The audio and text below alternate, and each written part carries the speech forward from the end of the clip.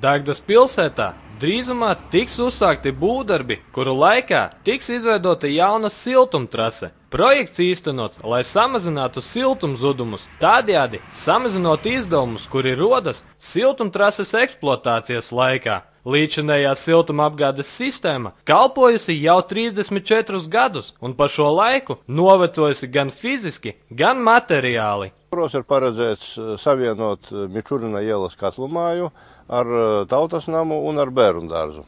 Rezultātā tātad darbi tiks sākti no Mičurina ielas un pēc tam turpināti Pālejas ielu. Šī gada pirmajā pusē novada centrā tiek realizēti vairāki projekti, un autovadītāji jau pieraduši pie dažādiem satiksmes ierobežojumiem. Arī šoreiz satiksmes dalībniekiem nāksies rēķināties ar būvdarbiem, jo pārvietošanās pa šīm ielām tiks ierobežota vai apturēta pilnībā.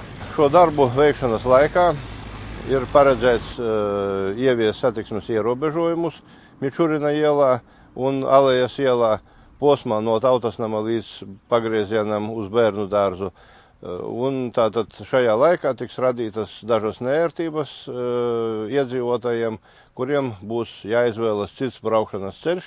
Tranzīta transportu virzienā no Aglonas plānots novirzīt pa apvadceļu Sloboda, Ozoliņi, pagrieziens uz autoceļu P61, Dagda Krāslava. Dagdas pilsētā, lai nokļūtu līdz centram, plānots izmantot Brīvības ielu, kura iet paralēli Alejas ielai, un Tirgus ielu, lai nokļūtu uz Mičurina ielas. Dagdas novada ceļu meistars norādīja, ka darbi tikšot pabeigti līdz vasaras vidum, tomēr uz izraktajām ielām jaunu asfalta segumu tik drīz neieraudzīsim. Tātad darbus plānos ir pabeigt kaut kur līdz jūnija mēneša beigām. Uzreiz pēc šī projekta iespējams tiks uzsāks nākošais pa ūdensaimniecības rekonstrukciju, tā kā šī ceļa posmā asfalta seguma atjaunošana var aizkavēties.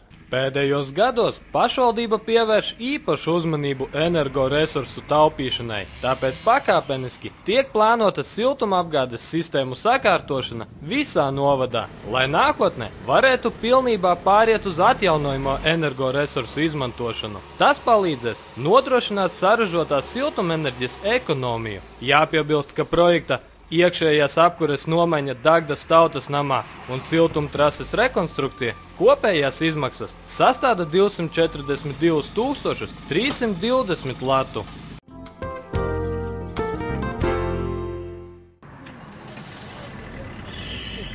Šogad aprit 67 gadi kopš Otrā pasaules kara beigām, lai pieminētu kara veterānus, kuri karoja abās frontes pusēs. Pie obeliska Otrā pasaules kara kritušajiem notika nacisma sagrāvis un Otrā pasaules kara kritušo piemiņas brīdis. Ik gadu, pieminot Otrajā pasaules karā kritušos, mēs pulcējamies šajā vietā kaut vai uz dažām minūtēm, lai pieminētu un noliktu ziedus, nešķirojot kara upurus pēc tā nacionālās un reliģiskās piederības.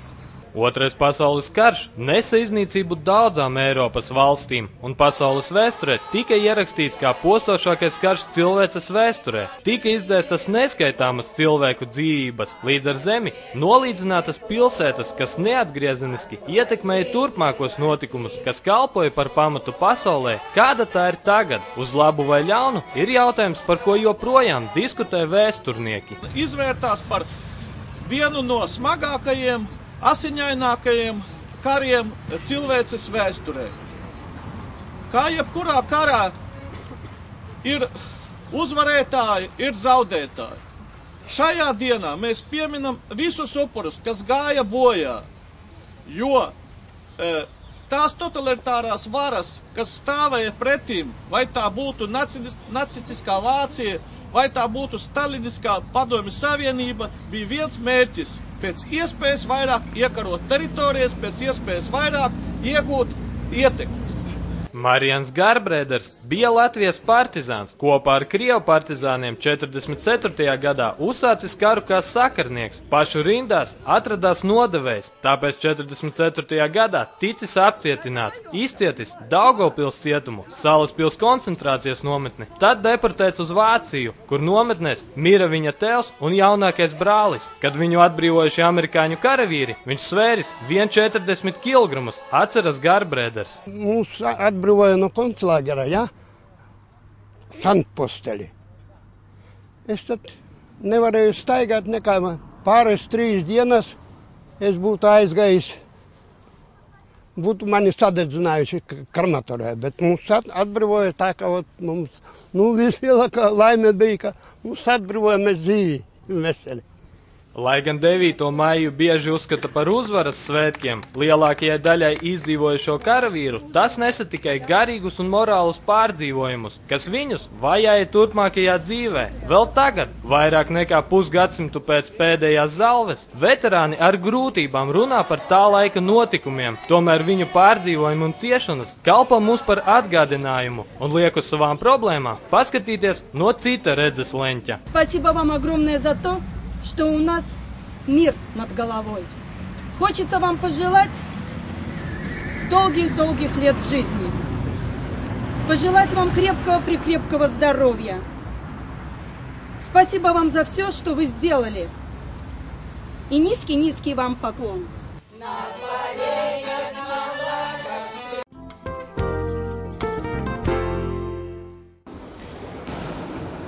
Kopā būšana, aktīva atpūta un darbošanās komandā. Šie ir tikai daži no ieguvumiem, ko atzīmē Dagdas Noda ģimenes piedaloties sportiskāko ģimeņu salidojumā. Pats galvenais uzdevums visiem pabūt kopā, pasportot, paskatīties uz citām, pabūt vienaudžiem, maziem bērniņiem kopā no citiem pagastiem, bet arī, tomēr atzīmēsim arī tās ātrākās, sportiskākās, bet ieguvēji būs visi. Pirmoreiz Dagdas Noda vēsturē māja brīvdienās notika ģimeņu sporta svētki, kur vecāki kopā ar bērniem un ģimenēm no citiem Noda pagastiem varēja piedalīties daudz un dažādās sportiskās aktivitātēs. Es domāju, tēti vai mammas sporto atsevišķi, bet bērni arī atsevišķi, un kāpēc nesportot visiem kopā? Un īpaši ar pašiem mazākajiem, jo paši mazākie netiek nekur iesaistīti. Tikai savā dārziņā, varbūt sākuma skolā, bet visiem kopā tā interesantāk. Ka šodien vecāki ļoti azartiski, visi tā aktīvi, ātri visu izpildīja, un domā, varbūt arī drusku vienkāršotos uzdevumus, bet es domāju, vienkārši ir tas azarts.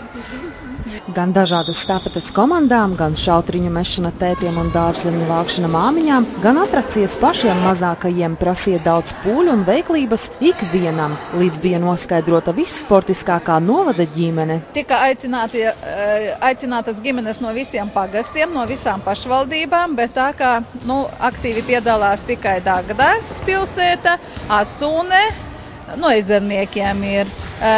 Bija solījuši arī no citām vietām, bet neatbrauca, bet tās ģimenes, kuras atnāca, tās piedalījās ar visiem bērniņiem, un ar lielākiem, ar mazākiem, tā kā bija iespēja visiem to izbaudīt sportošanas prieku.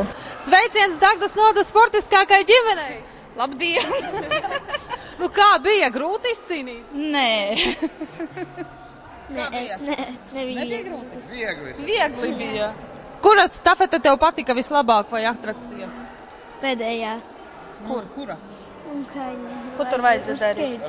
Uz skritumu. Jā, tur.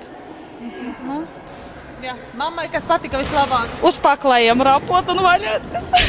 Bieži tā sanāk? Jā. Parāpot vajag dažreiz. Jā. Kas tētim patika vislabāk? Purva brišana. Tas tā kā vairāk tāds pierastāks? Jā, tas tāds pierastāks, bet interesantāks. Tur uzreiz redzams, ka ar visu komandu ir jāstrādā.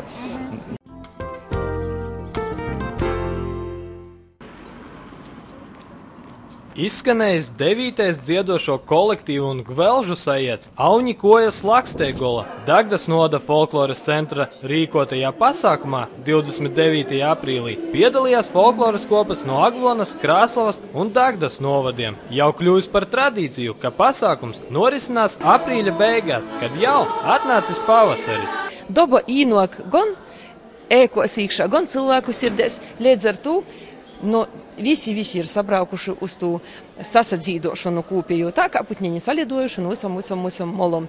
Sajieta dalībnieki bija pulcējušies, lai piepildītu īsti pavasarīgo dienu ar kopā būšanas prieku, smelto spēku visam gadam un dalītos pieredzē. Mēs dzīdim dzīsmis tos, kuras ir mūsu vistīvokos, vispateikamokos, tos, kuras īkritušas sirdī negrib mūs atstāt. Līdz ar to arī aizskaram tos skatētoju sirdis īdzīt līdzi. Tāpēc jau tas ir tāds sasadzīdošanos pasaukums, kurum katrs dzīt to, kas jām pateik, bet kas pateik viņam, noteikti atcerasīs, ka patiksi citim, i visi tiek aicinoti dzīdot kopā. Pasākumā piedalījās gan kolektīvi, kuri pastāv jau daudzus gadus, gan tādi, kas tikai nesen izveidoti. Kolektīvs no Šķaunes Samtenes izveidots tikai pirms gada, tomēr dalībnieki aktīvi piedalās visos pagasta rīkotajos pasākumos. Mēs dziedam pārsvarā zingas, laikam tādas izklaidējošās dziesmas, nevis tautu dziesmas. Tā kā mēs te dzirdējam un sapratām, ka tas ir vairāk folkloras, tāpēc paņemam vismaz vienu tautu dziesmu, ko mēs atradām un paspējam kopā sadziedāties, un pārējais tomēr zingas. Lai gan kolektīvs Šķaunē pārstāvēts plašākā skaitā, uz pasākumu bija atbraukušas tikai 2 dalībnieces, kuras atzina, ka pirms uzstāšanās ir neliels uztraukums. Manuprāt, kad lielāki kolektīvi, tad ir drošāk dziedāt, mums, tā kā mēs 2, tad bišķiņ tā, ir tā nedrošāk, bet, cerams, lai vērtē klausītāji, kā mums sanāca, cerams, ka bija labi. Katram sajietam ir savs vadmotīvs. Šoreiz tika izvērtēts, kas ir mūsu bagātība, jo katram ir sava izpratne par to. Mantiskās vērtības ar laiku pazūd, toties gadiem krātās un no paudzes uz paudzi nodotās tautas tradīcijas nekad nezudīs, jo tās ir mūsu vislielākā bagātība.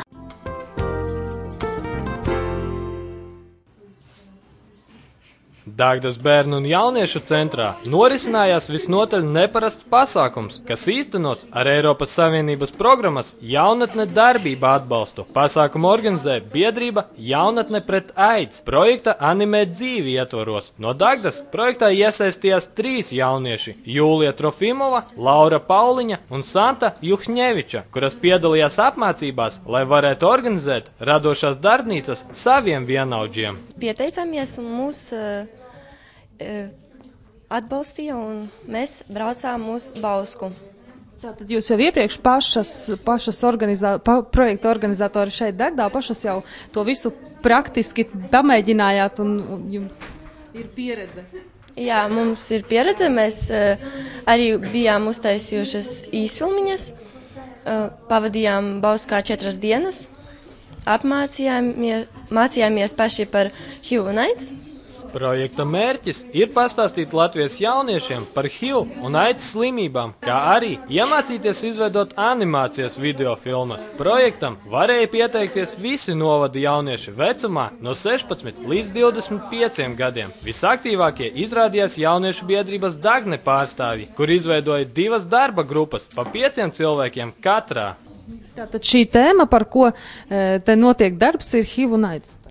Jā, jaunatni iesaistīt un apmācīt par filmiņu veidošanu. Darba grupas tagad veido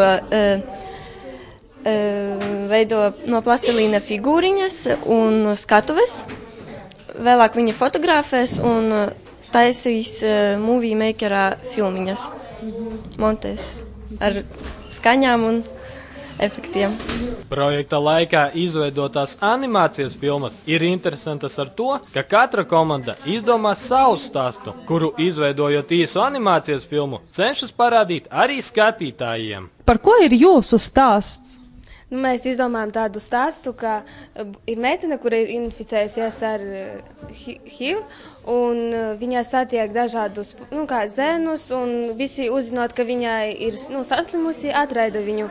Un tātad vienalga gal galā atrodas tāds zēns, kurš viņu neatraida, un vienalga viņš viņu pieņem, un līdz viņas dzīves beigām paliek kopā. Tātad jums ir laimīgais stāsts. Jā. Vai ir grūti vai viegli no plastelīna to veidot?